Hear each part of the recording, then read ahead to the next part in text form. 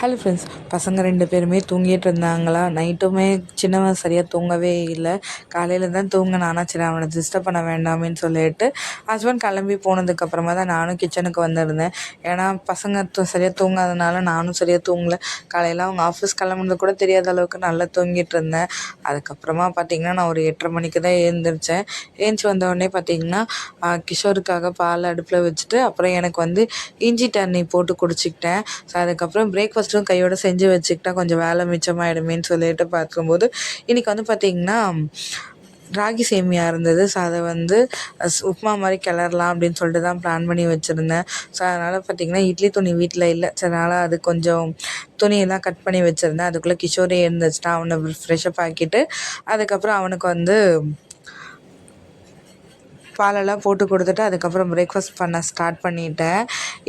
இதோட detail recipe video வந்து பார்த்திங்கன்னா நம்மளோட இன்னொரு சேனலான சமையல் வித் கவி சேனலில் வந்து அப்லோட் பண்ணுறேன். வேணுன்றவங்க செக் பண்ணி பாருங்கள். வெயிட் லாஸில் இருக்கும்போது நல்ல விஷயத்த சாப்பிட்ணுன்னு சொல்லிட்டு மனசு தோணும். ஆனால் செய்கிறதுக்கு டைம் இருக்காதனாலே மேக்ஸிமம் செய்ய மாட்டோம்ல. இந்த மாதிரி விஷயம்லாம் வந்து பார்த்திங்கன்னா டைம் சேவிங்காகவும் இருக்கும். அதே சமயத்தில் வந்து பார்த்திங்கன்னா ஹெல்த்தியாகவும் இருக்கும். பசங்களை நம்ம கூட சாப்பிடும்போது அவங்களும் இதெல்லாம் பழகிக்குவாங்க.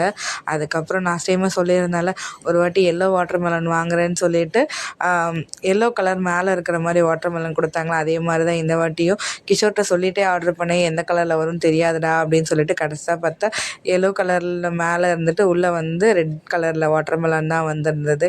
அப்படியே அவனுக்கும் கொஞ்சம் கட் பண்ணி கொடுத்துட்டு நானும் சாப்பிட்டுக்கிட்டேன். மதியானத்துக்கு லஞ்சுக்கு தான் என்ன பிளான் பண்ணணும்னு சொல்லிட்டு யோசிக்கவே இல்லை. ஸோ நெக்ஸ்ட் வீடியோவில் பார்க்கலாம்.